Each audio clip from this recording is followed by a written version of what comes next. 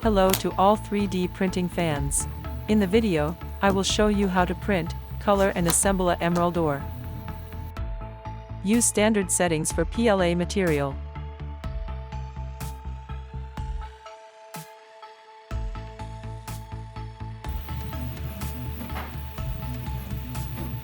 In the beginning I used Revell email colors, after that I switched to Revell aqua colors, which are great. I glued all the parts together with silicone glue.